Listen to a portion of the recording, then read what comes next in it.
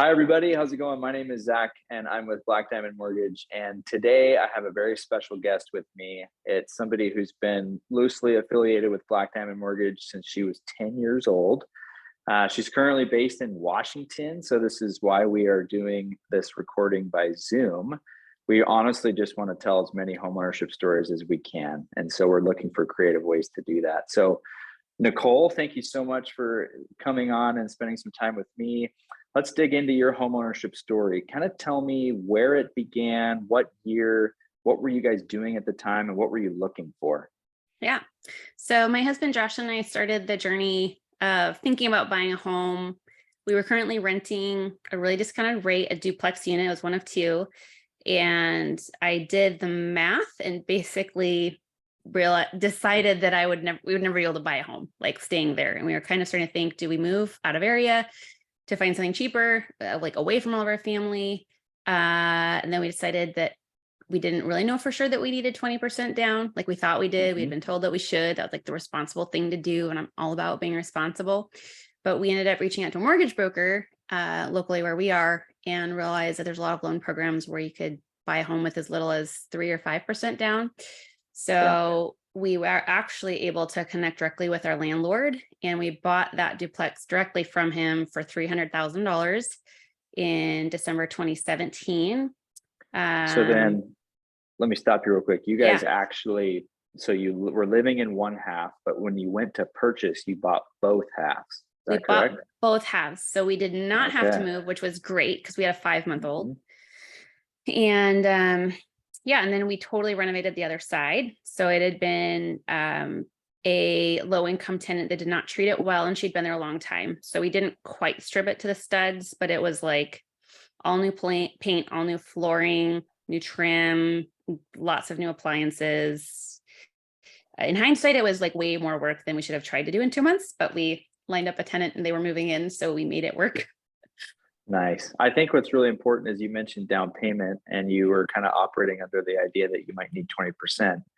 Found out that's not true. So I gotta believe that some of the money for the renovation came as a result of being able to use a lower down payment. Is that a fair statement? Yeah, we had the money kind of set aside. We kind of had it lined up, and we were going to use some of our Roth accounts because we could access some of that money penalty free. We had some family assistance with a down payment, and so that enabled us to take that entire amount that we had designated for the down payment and put that towards the renovations. Because even though we did it all DIY, like all DIY, it was still a lot of money 1 year. The other thing I didn't mention is we're both self-employed, and we were not that far along in our businesses. So we both launched. I launched in January 2015, and my husband fully launched in like September 2015. So we barely had 2 years of income. Like we barely qualified on multiple levels. We only qualified really because we could show that there would be rental potential on the other side. That's perfect though. That's a way to utilize mortgages to figure out how to get into a home. So yep. And I decided after that, I said, I am never buying a house and having a baby in the same year again. So my wife was 8 months pregnant when we moved into our first house. And I think I would still prefer that than having to move with a 5-month-old. Yeah. Well, the funny thing is we did it both ways, because 2 years later, I was 8 months pregnant and we moved into our current house. Awesome. Different kinds of hard. Yes. So was let's talk about glamorousness, to butcher that word. Was the duplex glamorous?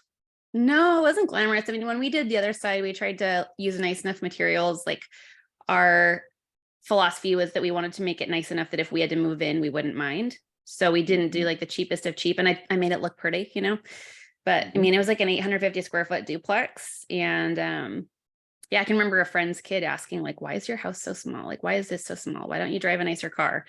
And it's kind of awkward because you don't know how their parents talk to them about money, but I was like, it's all on purpose, and we have a plan, and we're building a ton of equity. And, without saying numbers, like we're making some smarter choices than other people. Well, you're living by the principle of delayed gratification, which is the principle. That's a lot. It's really hard for people, but if you commit to it, it makes a lot of sense. Okay. So you mentioned, this is December of 2017, right? When you buy this duplex. Yep. And then what happens next? I think you mentioned a couple of years you were pregnant again. So did you Yeah. move?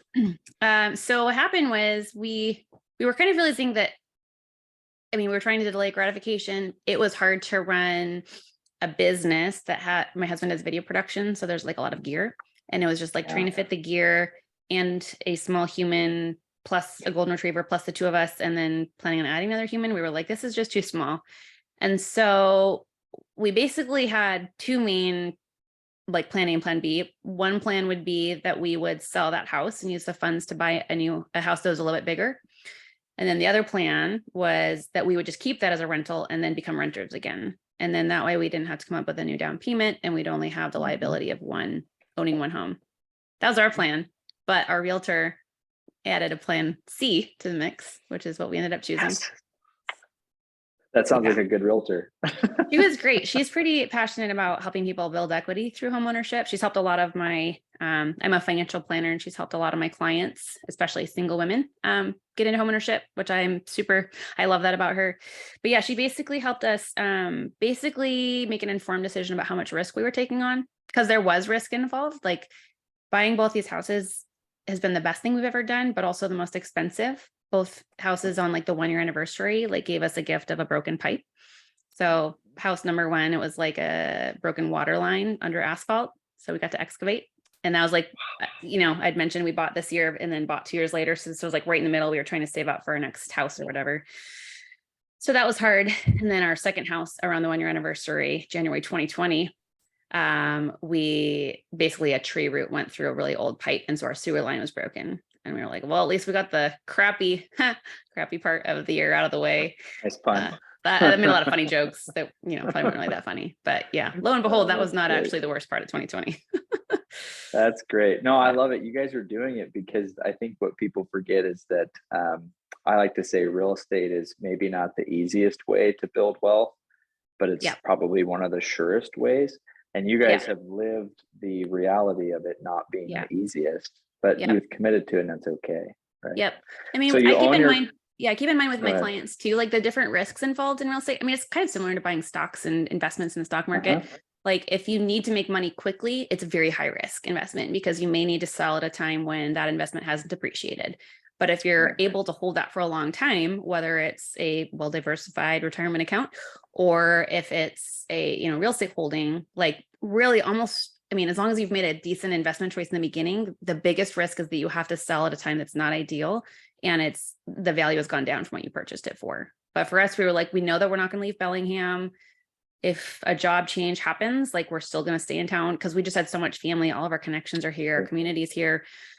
So it was, great. It was a risk that would present itself anywhere we went, and we decided that it was a risk worth taking, and it has definitely paid off.